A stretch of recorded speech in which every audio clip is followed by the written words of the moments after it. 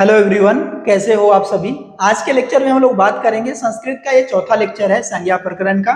तो इससे पहले कि अगर 3 लेक्चर आपने नहीं देखा है तो जरूर देख लीजिए। और लास्ट लेक्चर में हमने महेश्वर सूत्र आपको याद करने के लिए कहा था। एक बार मैं रिवीजन करा देता हूँ महेश्वर सूत्र का फटाफट। ठीक है, ये आपका सूत्र है महेश्वर सूत्र, आपको स्क्रीन पर दिख रहा है। ठीक है बच्चों, पहला क्या है? अयूना, रुलुक, योंगा, योचा, हैबरट, लन, यमंगडनम, जबज्ञा, घटदस, जब घटदस, कप चटतब, चटतब, कप्य, ससर और हल। ठीक है बउआ, इसमें से जो आपका आता है, ठीक है, यहां तक के जो है ये सब क्या बनाता है? स्वर बनाता है, जो मैंने आपके लास्ट लेक्चर में बता दिया था, आपको पता होगा। उसके बाद ह से लेकर के हल तक के ये क्या बनाता है? व्यंजन बनाता है, पता है ना।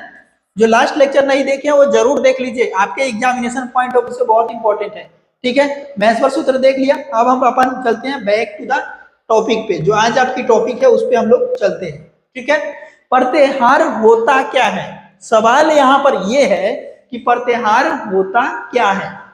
तो क्या होता है प्रत्याहार का मतलब क्या होता है? देखिए, प्रत्याह्यन्ते क्या होता है? प्रत्याह्यन्ते, संक्षिप्यन्ते वर्णा यत्र स प्रत्याहार। जो भी वर्ण होता है उसको क्या करते हैं हम? संक्षिप्त में जो बताते हैं उसको हम प्रत्याहार बोलते हैं। क्या होता है? जो प्रत्याह्यन्ते, ठीक है, मतलब इसका मतलब क्या होता है? संक्षिप्यन्ते, मतलब संक्षिप्त में जिस शब्द को हम कहते हैं उसको हम लोग क्या बोलते हैं? प्रत्याहार। अगर आपसे एक शब्द में पूछा जाए तो वो भी मैंने लिख दिया, प्रत्याहार शब्द का अर्थ होता है संक्षेपीकरण।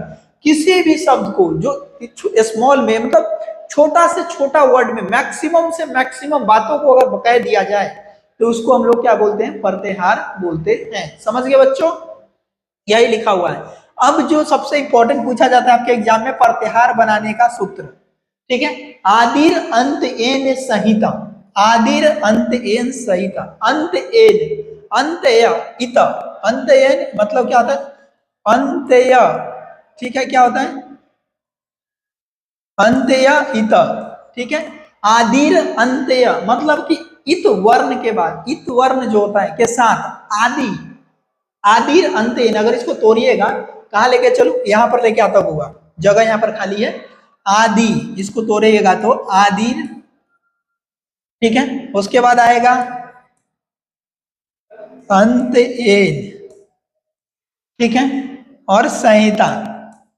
इसका यह मतलब हुआ आदि अंत एर्ण मतलब क्या होता है? इत वर्ण का जो अंत होता है, इत वर्ण जो है अंत में, उसके बीच में जितना भी आदि वर्ण होगा वो सबको लेना है, उसको हम लोग क्या बोलते हैं? संहिता बोलते हैं। ठीक है, वो सभी वर्गों का बोधक होता है, उसको क्या बोलते हैं? इत संज्ञा बोलते हैं। समझ गया क्या?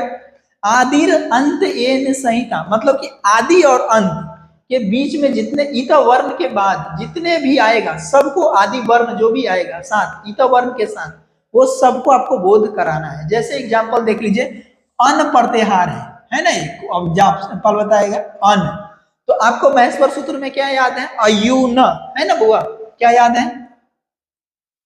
आयून।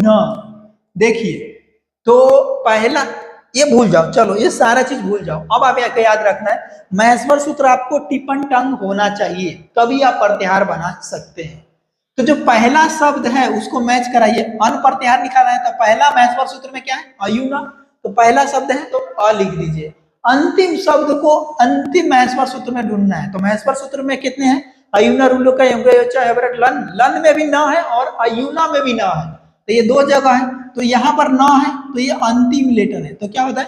अंतस्य लोप, अंतिम वर्ड को क्या करना है? लोप कर देना है, गायब कर देना है, हटा देना है। तो ये भैया इस न को हटा देना है। क्या करना है बाबू?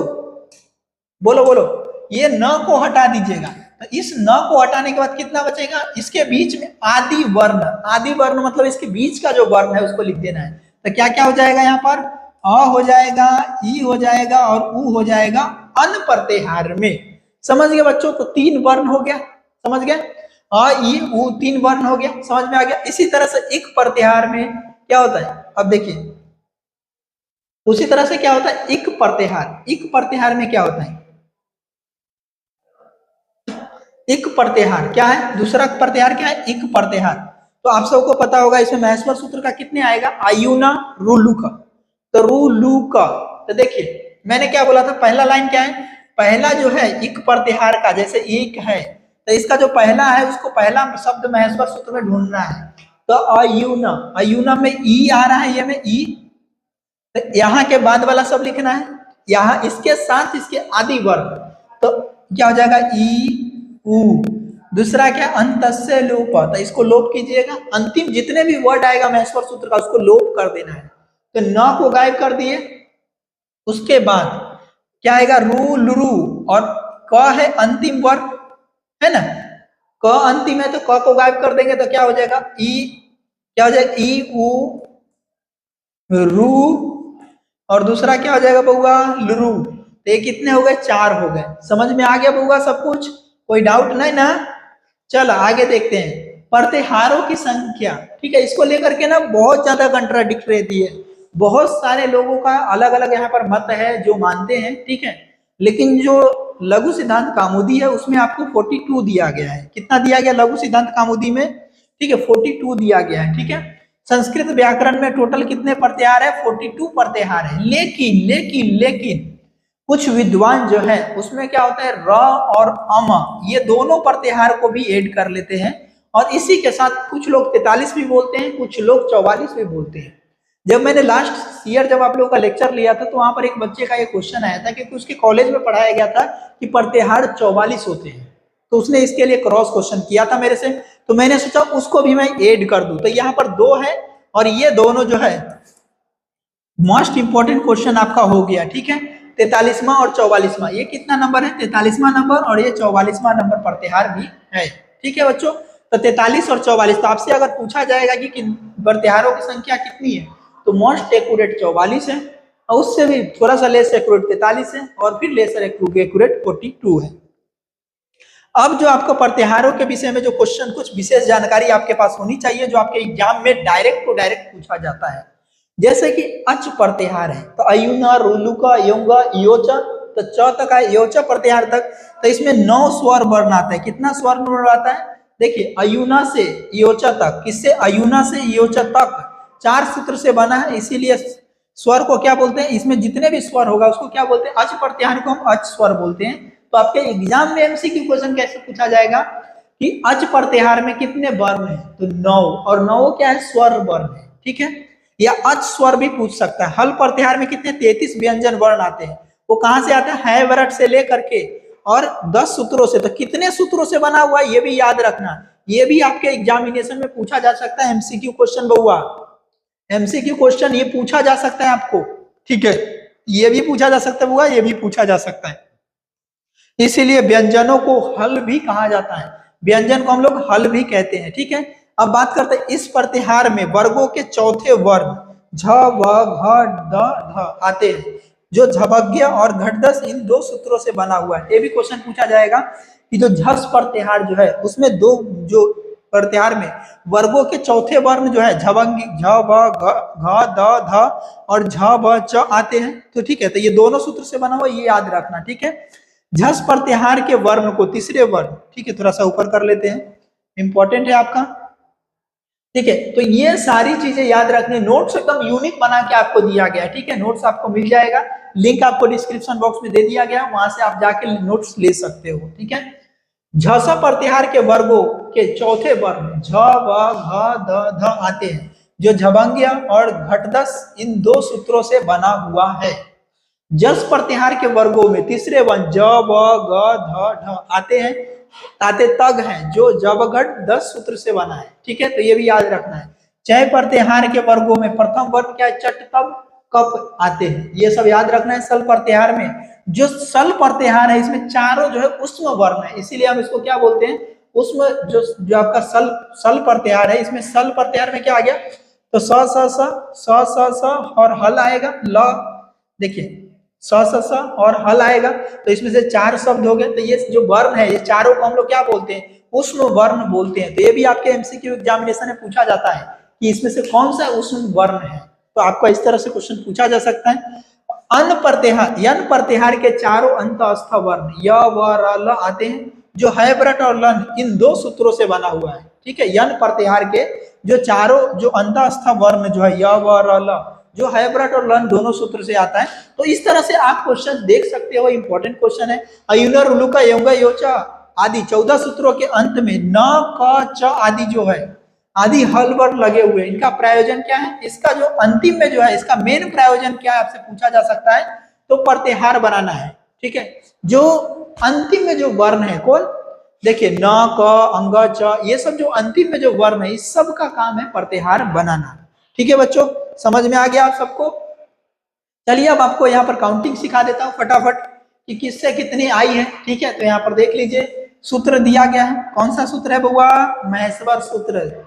नाम तो सुना ही होगा, शिव सूत्र या महेश्वर सूत्र, या भगवान शिव के डमरू से निकला था इसीलिए ना, याद है ना बउआ सब लोगों को। तो देख लीजिए अयुना रुलुका यंगा योचा हैवरट लन यमंगडनम जवंग्या घटदस, जब घटदस कफ चटता चटतप कप्या और ससर और हाल। ठीक है बउआ, समझ में आ गया। अब अयुना, इसके न से एक प्रत्याहार, तो कौन सा प्रत्याहार, तो अना प्रत्याहार बनाया था, एक हो गया संख्या। रुलुक से क से 3 प्रत्याहार, अक इक उक। देखिए समझ में आ रहा है, देखिए क आ गया, तो ये देखिए अ इसका लिए और इसका क लिए, एक हो गया। समझिएगा, सीखिएगा, बहुत सिंपल है। अ को क के साथ तो एक हो गया, दूसरा ई को क के साथ 2 हो गया। ठीक है, तीसरा उ को क के साथ तो 3 हो गया बउआ। अब कहिएगा सर रिका क्यों नहीं हुआ, तो नहीं होगा, तो कितने टोटल बने बउआ, 3 बना। समझ में आ गया। अब देखिए योगा में अंग से कितने बनेगा, तो पहले 3 था और यहाँ पर कितने जुड़ जाएगा बउआ, 1 जुड़ जाएगा। कौन जुड़ेगा, 1 जुड़ जाएगा, किससे, इसमें एक प्रत्याहार जुड़ जाएगा, कौन, इसमें आपका 1 जुड़ जाएगा और यंग, तो यहाँ पर क्या होगा, इसके ड से क्या होगा, एक प्रत्याहार बन गया, 1 हो गया, जुड़ गया। योचा में क्या होगा, ए वो च, चौप से कितने होंगे, 4 प्रत्याहार बनेंगे। कितने बनेंगे, 4 प्रत्याहार। कैसे, देख लो अ ई उ, देखिए अ ई, ठीक है, अ और ई बना 2 गो, और ए और जो ए और आई से बनेगा, एक ए से एक बनेगा और एक आई से बनेगा, तो टोटल कितने हो गए, तो 4 प्रत्याहार हो गए। ठीक है, तो इस तरह से सारे प्रत्याहार हो गए। हैबरट से क्या, ट से एक प्रकार का बनेगा, तो अट प्रत्याहार हो गया। लना से क्या होगा, न से 3 प्रकार का होगा, अना इना और यना, तो ये 3 प्रकार का हो गया। ठीक है, यमंगडनम से क्या होगा, म से 3 प्रकार का बन रहा है। झबंगिया से क्या होगा, झबंगा से 1 प्रकार का बन रहा है। घटदस में क्या है, स से क्या होगा, 2 प्रकार का बन रहा है, कौन कौन, भसा और झसा। ठीक है, उसी तरह से आपका नेक्स्ट क्या है, जबंगिया, घटदस, जब घटदस से 100 से 6 प्रकार का प्रत्याहार बन रहा है, तो सबसे ज्यादा जो प्रत्याहार कौन